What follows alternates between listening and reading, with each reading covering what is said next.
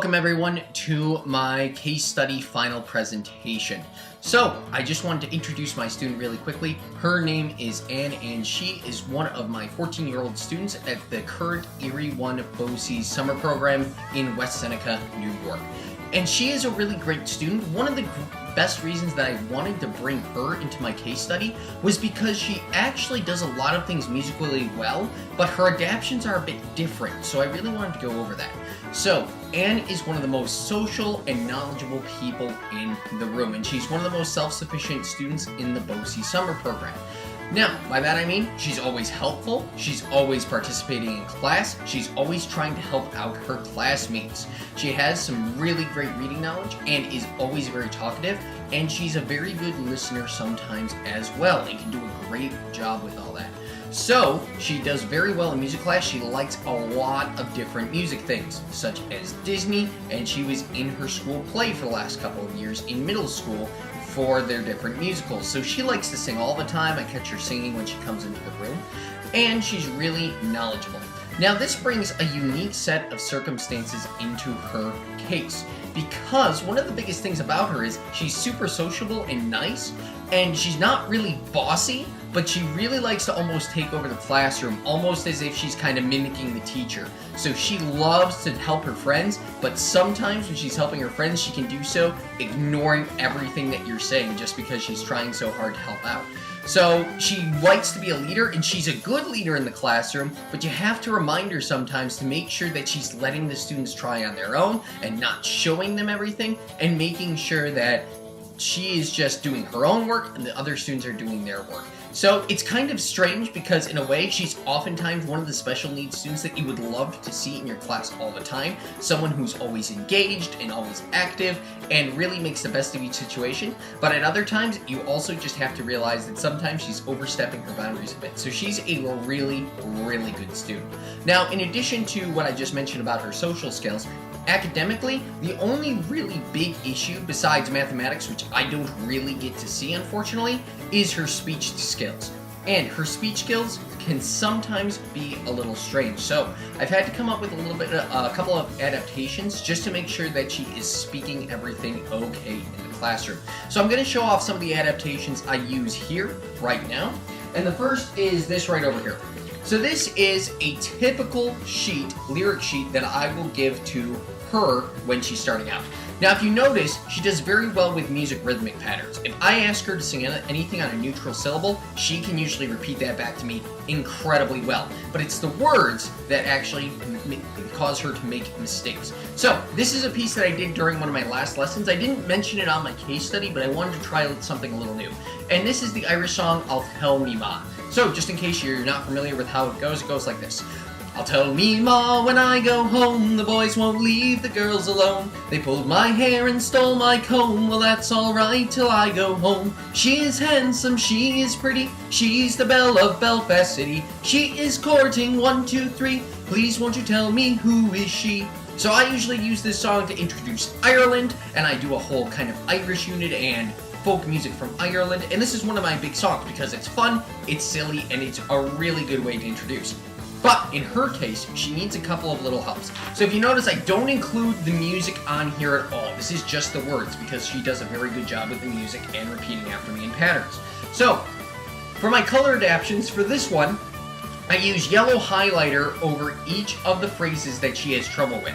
Now, in different rhyming cases, if I'm doing a song and she's having trouble rhyming, I'll often go back and highlight different colors. In this song, it's not so much the rhyming, but there are certain phrases that she really struggles with singing. For example, she is the belle of Belfast City. Now, she's really good with the word belle because they did Beauty and the Beast and she really likes that character, but saying belle to Belfast can really confuse her, especially because she has problems with her S's.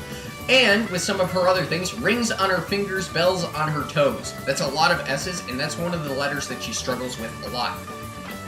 So I highlight these phrases for her because it gives me something that we can work on individually. I'll often have her repeat the words back to me individually, even if I do this with the rest of the class. And this will allow her to get some extra practice in.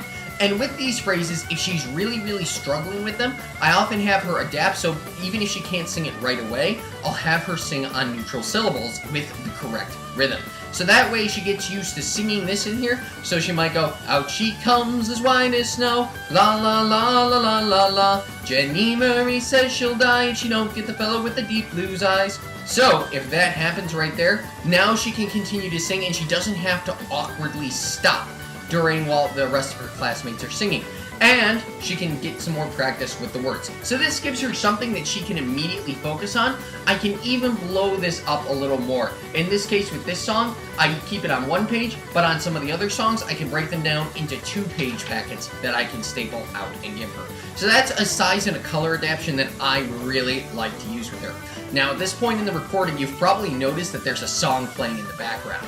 And this song is Jessica by the Allman Brothers. This is one of her all-time favorite movement songs, so oftentimes I will put it on while we are doing this presentation. So that's one of the biggest things right here. And right over here I've got my Bose speaker, which is this. I'll either use this speaker to play it for her, or I will use my boombox that I have in my room. So I usually play my movement activity music through this. She really likes the Allman Brothers. She really likes Disney. Those are the two. So oftentimes with movement activities, when I'm trying to do different movements, I will put those on and it gets her engaged and excited and ready to move. And it keeps her focused as well. Now, one of the most interesting things about Anne is, as I said before, she does a great job with all of her peers, but sometimes she just needs to work by herself. So I don't often isolate students just because, you know, they're having problems with interacting with others, or if they are, it's in a violent way. But oftentimes, Anne will sometimes get so excited helping someone out that we need to make sure that she's in a spot. So I usually do this by giving verbal reminders down, like, Anne, make sure you're focusing on your work. This student is doing okay. Focus on your own work. We'll help them out a little bit.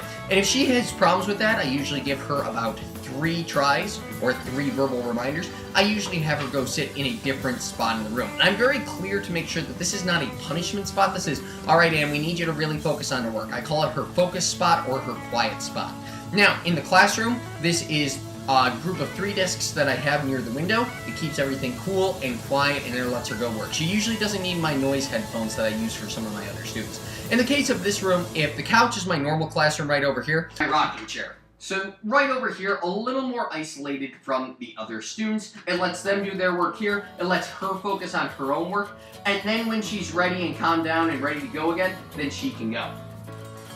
Now, as I've said before, Anne really likes to help out her fellow students. And one of the ways that I try to encourage her leadership is with these boom whackers right here.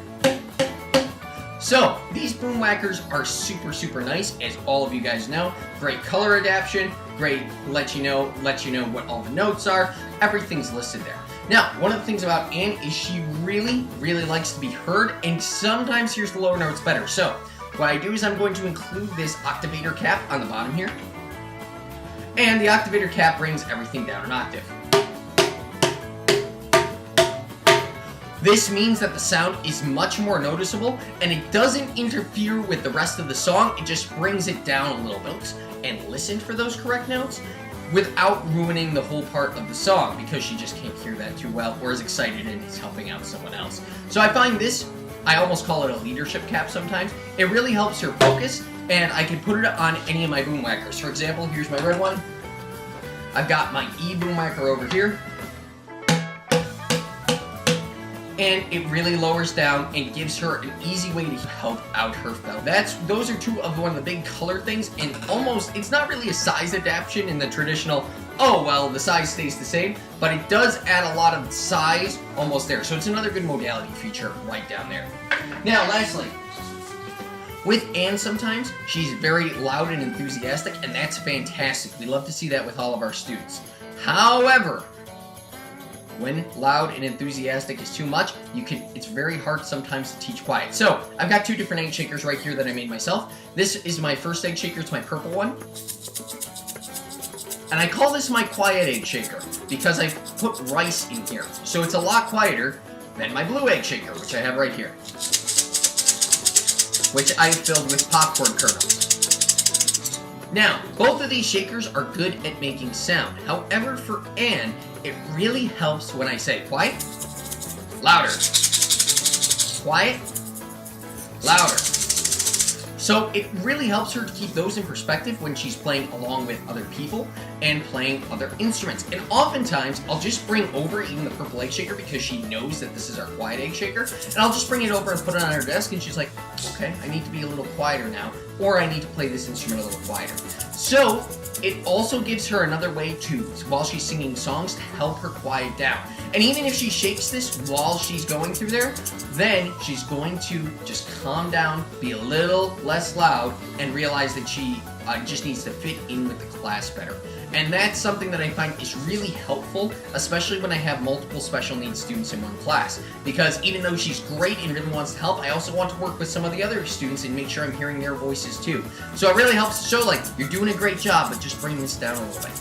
And it's really good, obviously, for any sort of dynamic activity as well, which is why I made these in the first place. So it really, really helps when you can combine both of those together. Like, okay, we're going to do egg shakers with this song. Let's make sure we have an even mix of quiet and loud. And if you have the purple one, shake it faster. If you have the blue one, shake it right now. And it really helps to show that one is louder than the other. So that's one of my biggest things. In addition to things that I did not have here, I sometimes use the projector in my room to project the music. That's something that Anne likes as well, especially if I am highlighting rhymes and doing other things here. I can't stress enough how great of a student Anne is in the classroom. It's just very interesting because it challenged me a lot more with my traditional adaptations. A lot of the time, yes, okay, I need to blow this up because students are having trouble reading the words or can't actually sing the words. In Anne's case, she does a great job with the music, she's just actually struggling with the words and not so much with the music. In Anne's case, she does a great job playing on my drums and does a really nice job helping to lead the group. But I need to make sure that she's not leading the group so much that she's trying to take over as the teacher. And even with stuff like the boomwhackers, she knows how to play the boomwhackers. She can play almost any rhythm on the boomwhackers. But in this case, we just want to make sure that she can follow along, still be an active part in the classroom, but that she's not overshadowing or overstepping anyone else and making sure they get help they need. So anyway, if you enjoyed my case study, I definitely enjoyed taking this class and learning a lot with you guys, and I hope you have a great summer.